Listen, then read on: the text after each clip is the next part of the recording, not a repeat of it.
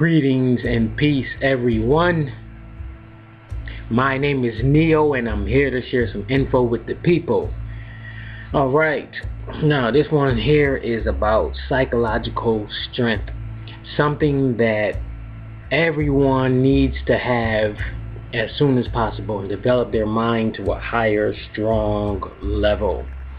And when I'm talking about psychological strength, I'm talking about being able to move forward with whatever it is you know and needs to be done, and you're able to withstand whatever else comes your way, and you're able to pierce through all of the garbage and keep it going and get it done. And this is something that a lot of people don't have.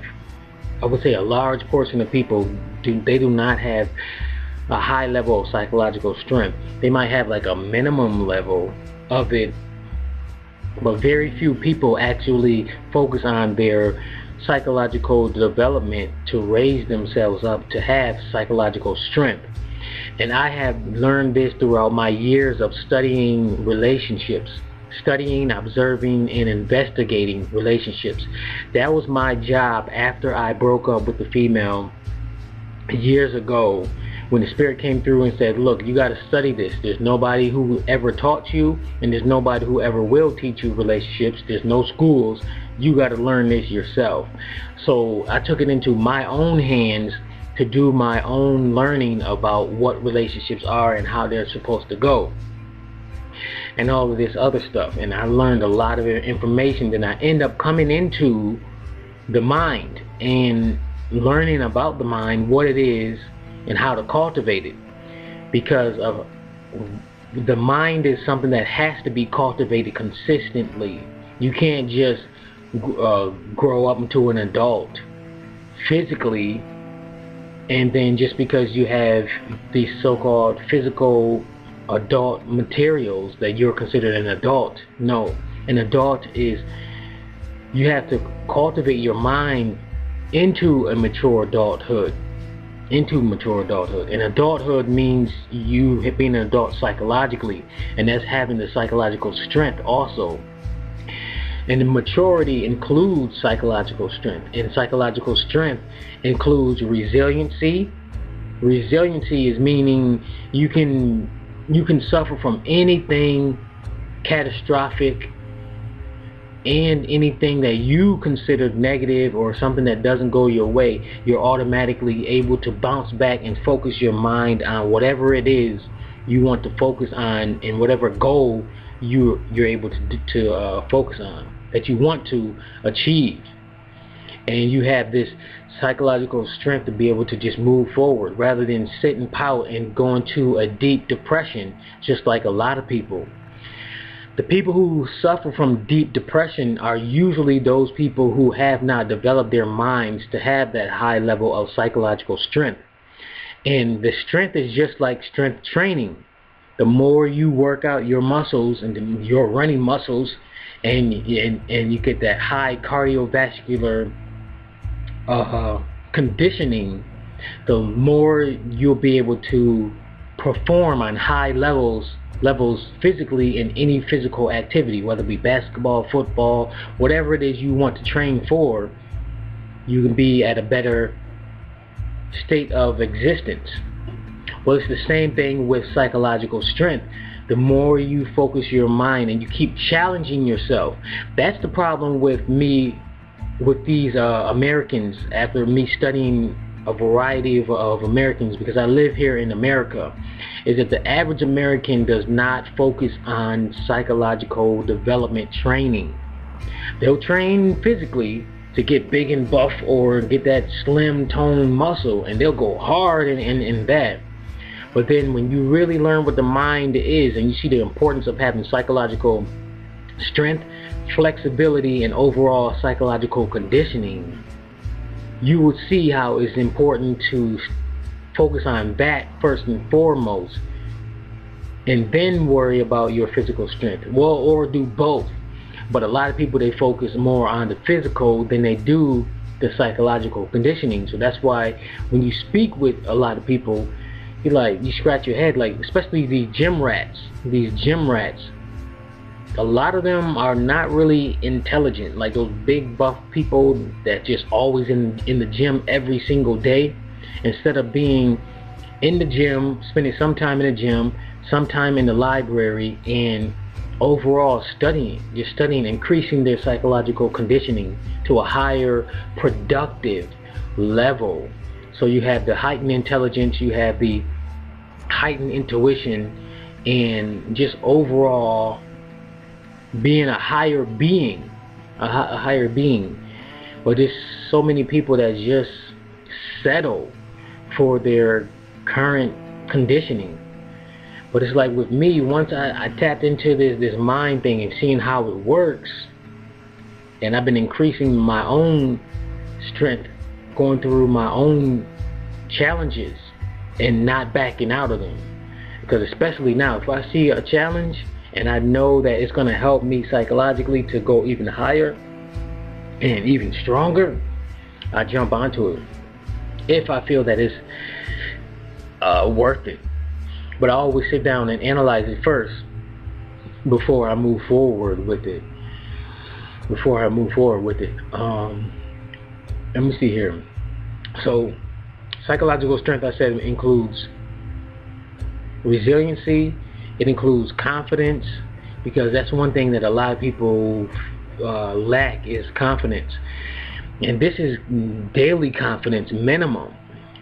Once you get the basics down pat of your daily life, as far as daily confidence, that includes being able to speak to people and being able to have the confidence to say what you want and need to say to the individual.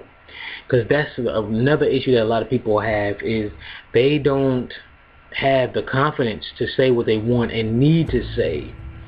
And me studying this, that's part of my relationship research. There's a lot of people who lack the confidence to speak up and say anything to their partners, to their parents, to their child, a lot, whatever it is. And this is important information as far as what they need to get across. Let me give you an example. An example of a wife or a girlfriend doesn't like something that their mate, their husband or boyfriend does. So a confident person who has a psychological strength and flexibility and overall conditioning would say, okay, look, such and such, when you do this, I don't really like this because it makes me feel this way. So I'm asking you, can you please think about this before you do it, or something like that. They'll sit down and talk about it. But actually, what's better to do is, before you speak to another individual about something that bothers you, you have to sit down and think about yourself and think about your reaction to it and why you have your reaction to it, and figure out if there's a way that you can alter your own reaction to allow the person to still continue to be themselves. But if that reaction is not really you and your situation and you can't control it, then maybe it is the other person that's really doing something that is negatively affecting the relationship. But if it's not negatively affecting the relationship, and you really can just control yourself and figure out a new way to react to whatever the person is saying or doing, then you just let it go. That's the other thing, is a lot of people don't know what their ego is and how it causes them to feel certain ways and to believe that they have to do certain things, like changing people. Because once I've got out of this ego and learned to bypass it, after I recognized what it was doing to me, I'm able to bypass it and just let people be themselves. And that is one reason why I feel like a lot of people like me, is because when they're around me, they say that I'm, number one, easy to talk with, and I'm non-judgmental. So that's why people can just be straight up open with me, and I just be like, okay. And then that's how a lot of people don't realize they're not used to having somebody being so relaxed and non-judgmental. So I have to let them know early, like, look, you can be yourself around me. You can smoke, you can go ahead and drink. If you want to curse, then go ahead and do that. You don't have to stop cursing when you come around me, because I still do it. And there's a lot of people that do come around me because my energy, my auric field, and my overall mannerisms is on a higher, mature level. So when people come around me who usually curse, they always catch themselves when they come around me. And I had to sit down and think about it, like, okay, now this person, I know that they cuss every time, they cuss throughout the day, but then when I come around, they try to catch themselves from cursing, and then they slow down with the drinking and the smoking. So I'm like, what is going on with this? So then I started to learn how my auric field, our auric fields, each individual, affects other people's, whether we realize it or not, and our mannerisms also.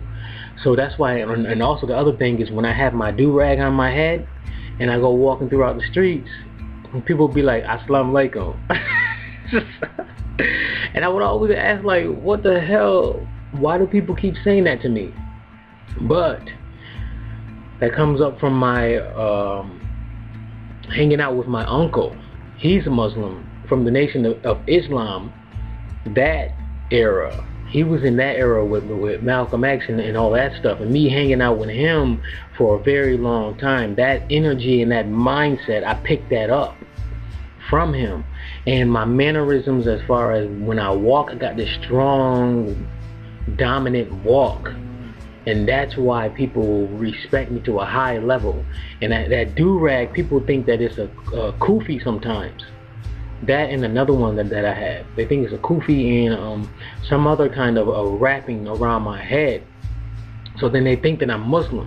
And there's a lot with me, that there's a mixture of things that I have going on, and people respond to me in different ways. But when I go into certain neighborhoods, they think that I'm Muslim, and I do look Muslim in certain times. So I can understand that why people think that I'm Muslim, but no, I'm not that. It's just I learn from a lot of people, and I like being around people, as far as so I can learn. If I know that I can learn something, then boom, I'm gonna go ahead and start asking questions. But other than that, based on the way that people's minds are scrambled, it's what can I say? Scrambled, fragmented, and it's not whole. And they don't know it, and some of them do know it, but they don't want to fix it. Then I just keep a safe distance, because I know what these energies do. And some people have entities attached to their auric field, and it is a mess. A lot of people are a mess. So it's like, it's only certain people that I'm willing to do certain things with, based on a lot of stuff that's going on. So I like to keep myself as balanced as possible, so that I can stay focused and do what I have to do. But it's just a lot going on in this world, and there's energies all over the place that can get attached to you. So for me, I'm just making sure that I keep myself as cleansed as possible, so I can help people out whenever the spirit says, okay, look, it's time for you to help this person out, and whenever they bring people to me too. So throughout my years of having psychological strength, I had the psychological strength to be able to, number one, recognize that I had to leave my mother's house when I was in my early 20s and get into my own place.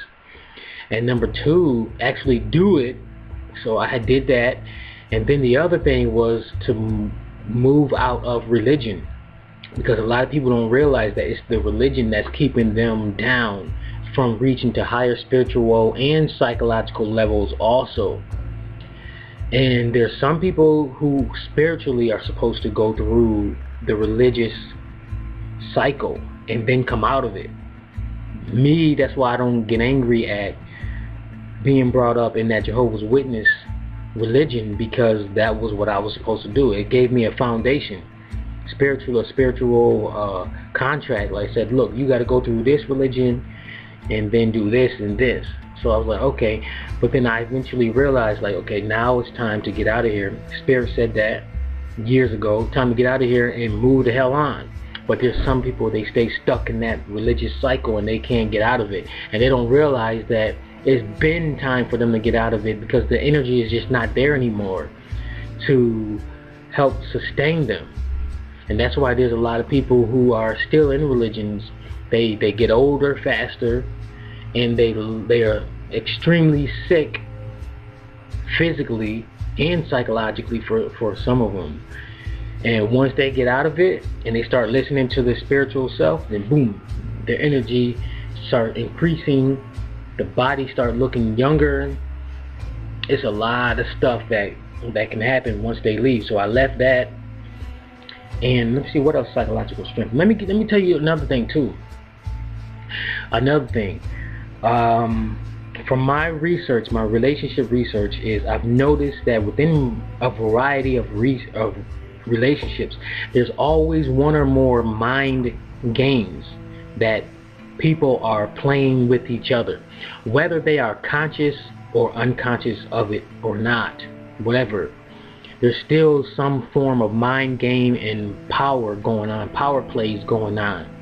That's why you as an individual have to learn what your mind is and how to cultivate it to a higher evolutionary level, so that you can be able to withstand all of these stupid little childish games that people play. And they're childish games. Childish games to get gains for themselves. And that's their egotistical selves. Whether it be gains of just making them feel good for the sake of helping somebody, because there's the ego will make you think that you helping people is really to help them, but it's really your fucking ego is being selfish. But it wants to put on an illusion that you are helping other people for the sake of helping them. And I learned this by studying my mother too. My mother, oh my God, the things that she does just to make her feel good and to make her look like she's an angel, but she's really just fucked up in the head in a lot of ways. And you have to really study psychology and study certain individuals to be able to see how they really are. Because people think that just because they hang out with a person every so often that they know the person. No, you got to be with the person. If you can stay the night with them or live with them and or work on some kind of one or more projects that causes them to focus their mind and to put in their part, you'll be able to identify the real them, because their behavioral projection gets put down in a variety of situations when you're dealing with them. But until then, until you do a project with them of some sort, even a small one that requires their energy and their mind and their time,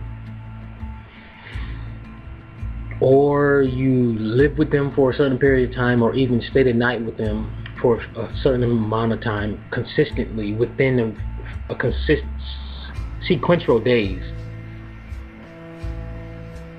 or something else. Until you do that, then you really don't know that person. If you just see them on TV, you just see them on YouTube, you just see them at the gym, that's not enough, because that is enough for them to keep up and maintain their behavioral projection. And then that projection is not the real them.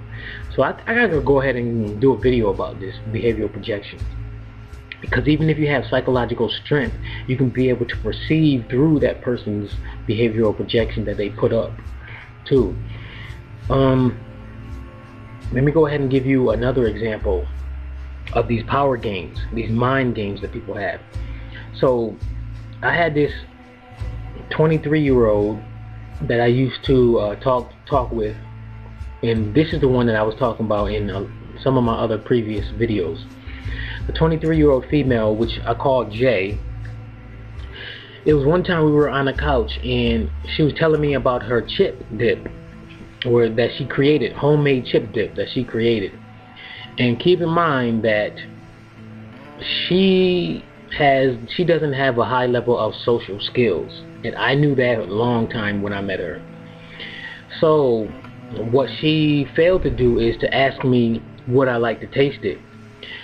Whenever you have something and you're talking about something, you always ask the person if they want to hear it, if they want to taste it, or do they want it.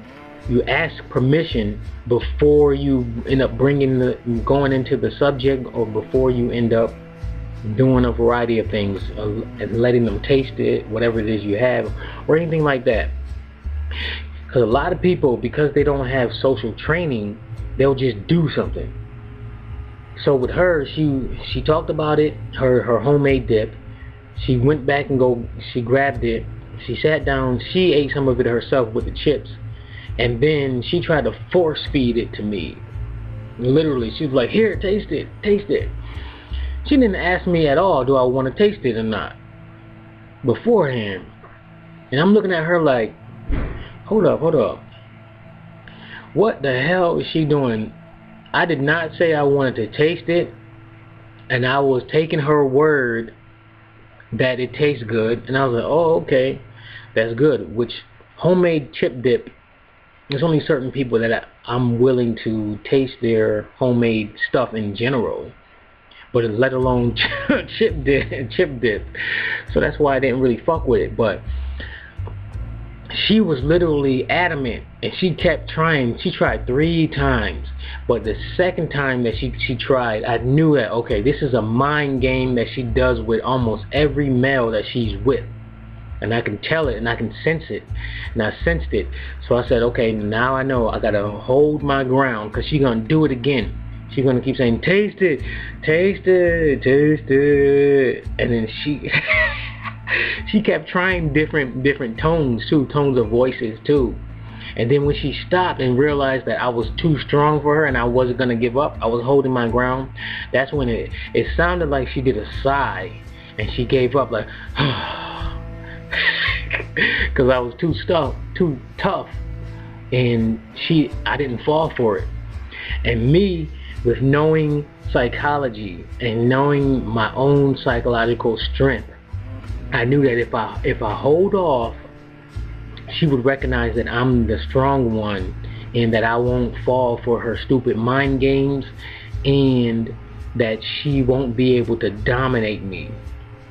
And I knew that that was one of her mind games early on, the test to see if she can dominate me.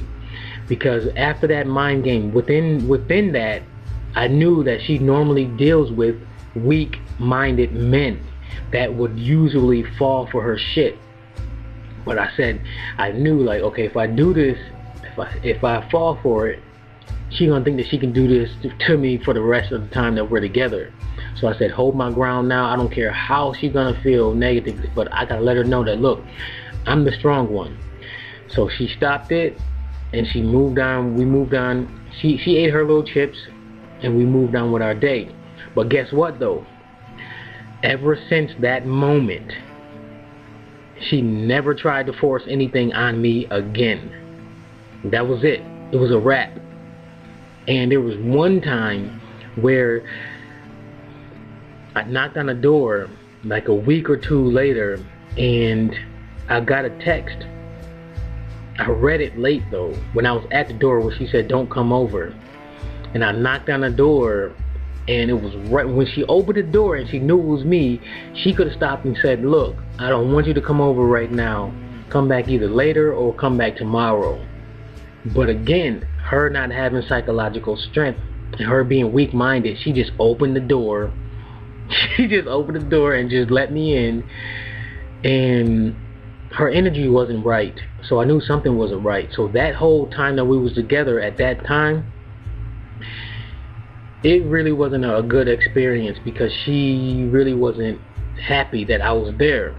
But if she would have let me know that, look, I don't want you over here, so can you leave now? And if she would have said it with conviction, then I'm like, oh, okay, well, alright, I'll just leave. And I told her that if ever she wanted me to do something or not do something, just tell me, because I respect you. And I said that before, but she didn't have that psychological strength to move forward and say, look, this is the situation. And then that was that. But then after a day or 2 later, I was like, wait a minute. If she didn't want me over, she could have just sat at the door like, look, I don't want you to come over. And it hit me right then and there. Probably like a day or two later. But I just walked right in because I assumed that, okay, she opened the door and then she walked away. She's letting me in, right? Wouldn't you? The average person would think that. But for me, if I was in reverse roles, I would stop the person right there at the door. That's psychological strength. So this psychological development training is something that people need to do. They got to figure out ways to strengthen their mind, because there's a lot of stuff that's going to be going on in this world soon, and that is still going on now, that requires a high level of psychological strength, flexibility, and overall conditioning, psychological conditioning, to be able to get through your daily life and get through these events that are scripted actually to go on within this physical world, that will either strengthen you as an individual or will either fuck you up and you go into a deep depression. And those people who are currently in deep depressions, they didn't get no kind of training within their childhood, and they didn't take on the responsibility themselves, because you are responsible for your own life, nobody else. Once I realized that within myself in my early 20s, and after I moved out into my own home, my own place, that's when I realized that, okay, no more mommy, daddy, don't depend on them. My older sisters are already, and they've been psychologically and emotionally unavailable. I gotta do this myself. So I gotta learn life myself, and that's what I did throughout my years. And I see the difference. I see the difference between having the training versus not having the training. And I'm like, whoa, I came a very, very long way. So psychological strength allows you to deal with and withstand a variety of catastrophes too, catastrophes, disasters, and you can just stay focused. Especially if you're a man and you have a family, you have to be the rock and the strong leader for that family. Especially if your wife or your girlfriend, she's already the weak-minded one, and she's the emotional one, that is, her emotions like wishy-washy all over the place. Well, she has to have a strong man that's just boom, that anchor everywhere she goes. When she goes into airy fairy land, boom, and bring her right back down, so that you can focus and get the job done, whatever it is. Especially if you had children with that weak-minded woman. There's a lot of women that need a strong man. And that's why I said to y'all in one of my other videos that Jay, I knew the first time we met face to face, I knew that, and hearing her background, I knew that I was the man that she needed in her life, the strong anchor to help develop her to a high level. But her psychological issues didn't allow her to perceive that I was that one to help her move forward, because her mind was fragmented, just like a lot of people who came from tough childhoods and tough previous life experiences, and they never fully recovered from it. So that's what it is. So focus on getting your mind right, psychological stability, psychological strength, and psychological overall conditioning, so that you can be able to get through all of these events and experiences throughout your life, whether it be the catastrophes or just simple everyday conversations with people. You'll be able to withstand them and know what to do, how to do it, and know what to say and how to say it and when to say it. There's a difference. Alright, till next time. Peace out.